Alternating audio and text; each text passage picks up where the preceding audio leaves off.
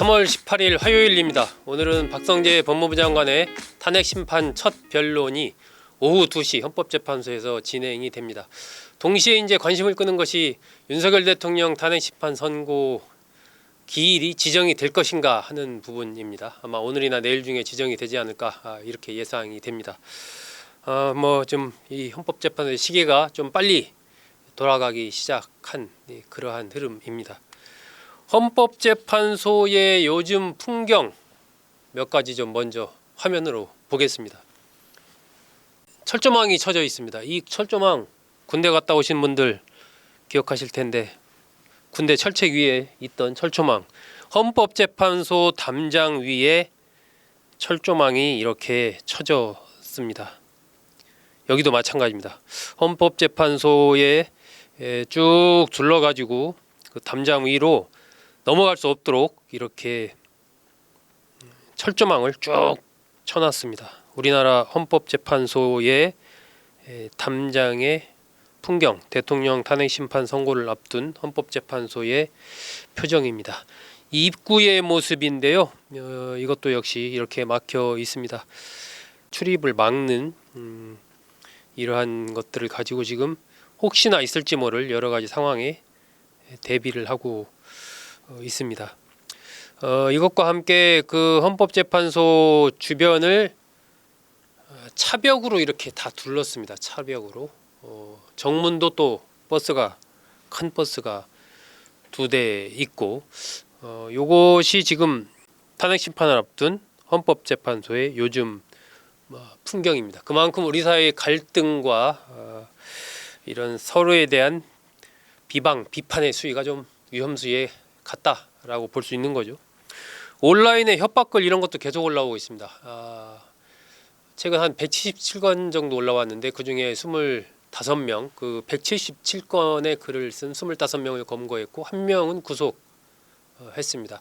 이렇게 이제 헌법재판관들이나 아니면 특정인을 협박하거나 위해를 가하려는 이런 글을 올렸을 경우에 3년 이하 징역이나 500만 원 이하의 벌금형에 처해질 가능성이 큽니다. 탄핵 심판 선고 기일이 다가올수록 이러한 협박 문제라든지 폭력 이런 부분에 대한 경각심도 그만큼 지금 커지고 있습니다. 오늘 박성재 법무장관 첫 탄핵 심판 변론이 끝나고 나서 헌법재판소의 재판관들이 이제 윤 대통령의 탄핵 심판 선고 기일을 지정을 하게 되면 목요일이나 금요일 선고가 이루어지게 됩니다. 내일도 마찬가지고요. 내일까지 지정이 된다면 이번 주에 윤 대통령 탄핵 심판 선고가 이루어지는 것이고, 만약에 내일까지도 이 선고기일이 지정이 안 된다. 그러면 이거 이제 다음 주로 넘어가는 거죠. 그 다음 주로 넘어가는 경우의 수는 한덕수 국무총리 탄핵 심판 부분을 먼저 하고 윤 대통령 걸 다음 주에 하는 이런 경우라든지, 마은약 재판관 임명을 하는 경우라든지 그런 등등의 수가 있는데, 일단은 내일 정도 빠르면 오늘, 늦어도 내일에는 선고기일이 지정될 가능성이 상당히 크지 않나 이렇게 좀 판단이 됩니다. 그래서 이번 주 목요일이나 금요일, 특히 금요일 21일 대통령 탄핵 심판 선고가 이루어질 가능성이 커 보입니다. 그렇기 때문에 지금 헌재에서도 이렇게 그 여러 가지 경우의 수를 내다보고 미리 준비를 좀 하고 있는 것이죠. 사전에 어쨌든 기일이 지정이 돼야 서울시라든지 경찰, 구청 등과 여러 가지 또 협의하고 준비해야 될 부분이 있기 때문에 오늘이나 내일 중에는 예고가 이루어지지 않을까 이렇게 좀 예상이 됩니다. 이런 가운데 여야에서는 이 승복 관련된 공방이 아주 치열합니다. 승복. 헌법재판소의 탄핵 심판 결과에 승복을 한다는 메시지를 내라, 이렇게 이제 서로를 향해서 얘기를 하고 있는 것이죠. 국민의힘 권성동 원내대표는 당 공식 입장은 헌재 판단 결과에 승복하겠다는 것이다, 이렇게 얘기를 했습니다. 민주당도 마찬가지입니다. 박찬대 원내대표는 헌재 판단은 당연히 그건 존중해야 될 일이다, 이렇게 좀 얘기를 하고 있습니다. 그러면서도 이제 서로 상대를 향해서 국민의힘은 민주당도 승복 선언을 해라 이렇게 얘기를 하고 있고, 민주당 쪽에서는 국민의힘한테 말로만 하지 말고 행동으로 보여라, 이렇게 얘기를 하고 있습니다. 지금 현재 윤 대통령이나 그 이재명 대표는 공식적으로 정확하게 이것을 어떤 헌재 판단에 승복하겠다, 이런 메시지를 내지는 않았습니다. 윤 대통령 측에서는 석동현 변호사가 지난 12일 당연히 승복할 것이다, 승복 여부를 묻는 것 자체가 후진적이다, 이런 얘기도 했고요. 당연히 승복한다라는 얘기를 했죠. 하지만 윤 대통령이 직접 어떤 메시지나 이런 방송을 통해서 헌재 판단 결과에 승복하겠다, 이런 메시지를 낸 적은 없습니다. 이재명 대표는 그 유튜브에 한번 출연해가지고 거기서도 이제 비슷한 얘기를 했습니다. 승복하지 않으면 어쩔 것이냐, 이런 식으로 이제 당연히 승복한다, 이제 이런 얘기는 했는데 또 기자회견이나 이런 형식을 통해서 아주 공식적이고 직접적으로 이렇게 승복한다, 어떤 결과가 나오든 승복한다, 이런 얘기를 한 적은 없죠. 그러니까 그러다 보니까 더더욱 양 당에서 말로는 이제 승복한다 이렇게 하는데, 이게 좀 국민이 보기에 정확하게 딱 이 2017년 박근혜 전 대통령의 경우 같지가 않은 겁니다. 그때는 여야 사당의 원내대표들이 딱 서가지고 공식적으로 헌재의 선고 결과에 승복하겠다라는 얘기를 했거든요. 그러니까 지금도 만약에 여야 대표, 원내대표 그렇게 하고, 또 이재명 대표와 윤석열 대통령도 각각 메시지를 내고, 또 국회에서는 국회의원들이 전체 명의로 이른바 헌재의 선고에 존중한다, 우리가 그걸 따라야 된다, 국민 통합의 길로 가야 된다, 이러한 선언을 해주면 그나마 어쨌든 우리 사회의 갈등과 이 탄핵 선고 이후에 올 후유증을 좀 줄이는데 상당히 도움이 되지 않을까 싶은데, 아직까지는 이제 그런 정도는 아닙니다. 이 전직 국회의원들의 모임이죠. 헌정회에서는 국회 차원에서 승복 결의안을 추진하라, 이렇게 좀 얘기를 하고 있습니다.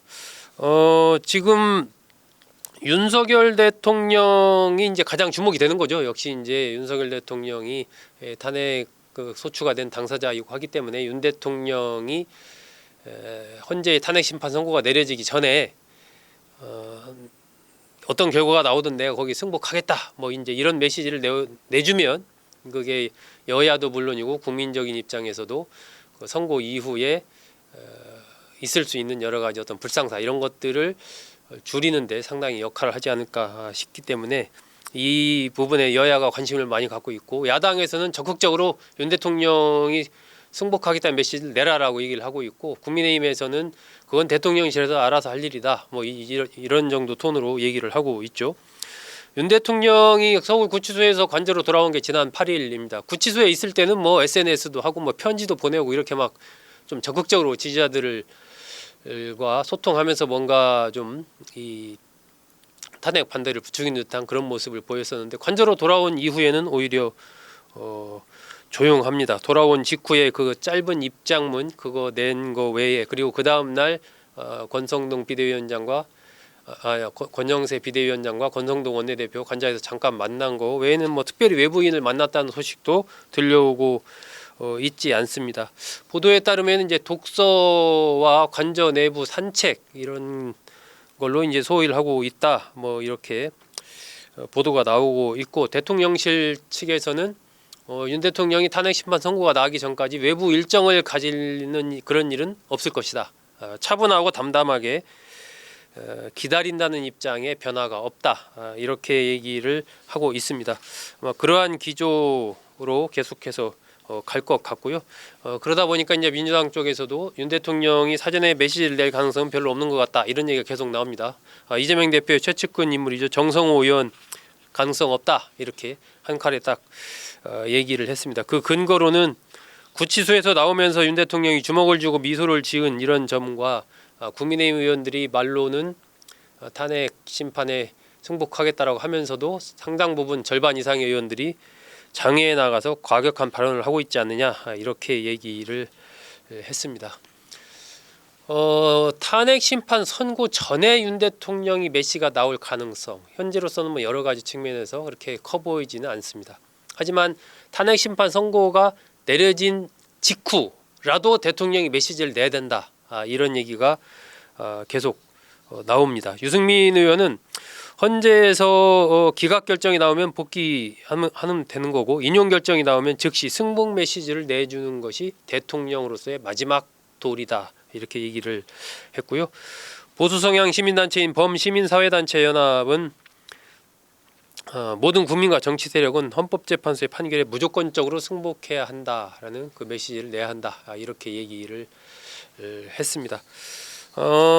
제가 보기엔 지금 이게 뭐 지난번 박근혜 전 대통령 탄핵 선고 이후에 그때 한 4명 정도가 사망했습니다. 그 후유증으로 굉장히 아주 폭력 사태가 그때도 벌어졌었죠. 근데 그때는 여론이 그래도 박근혜 전 대통령을 탄핵해야 된다는 여론이 뭐 거의 압도적이었습니다. 그런데도 그런 상황이 벌어졌거든요. 근데 지금은 어쨌든 여야 탄핵을 해야 된다 하는 여론이 높지만 탄핵에 반대하는 여론도 40% 이렇게 높습니다. 그때 박근혜 전 대통령 경우와 비교해 보면 상황이 많이 달라졌습니다. 어느 정도 더 좀 팽팽한 쪽으로 많이 간 거죠. 그렇기 때문에 이것이 자칫하면 이 선고의 후유증이 좀 클 수 있다 하는 그러한 어떤 걱정, 염려가 나오는 것은 상식적이라고 할 수 있습니다. 그렇기 때문에 정치권에서 이 문제에 대해서 더욱더 좀 관심을 좀 갖고 경각심을 가져야 된다 하는 생각이 들고요. 여야가 국회에서 여야 차원에서 승복하겠다. 그리고 그 이후에 어떤 결과가 나오든 국민 통합으로 가자라는 의원들의 결의도 필요하다고 생각을 하고 윤석열 대통령, 이재명 대표의 그러한 또 승복 선언 그리고 여야 대표의 선언 이런 것들이 좀 이게 종합적으로 쭉 나와줘야 그나마 지금 이 정말 거의 극단으로 가고 있는 이 갈등이 조금은 좀 나아지지 않을까. 그리고 그 선고 이후의 후유증 이런 것들도 좀 최소화할 수 있지 않을까 하는 생각이 들어서 아직 뭐 좀 여유가 있으니까 며칠 좀 여야의 움직임 지켜보도록 하겠습니다. 여러분 잘 들어주셔서 고맙습니다.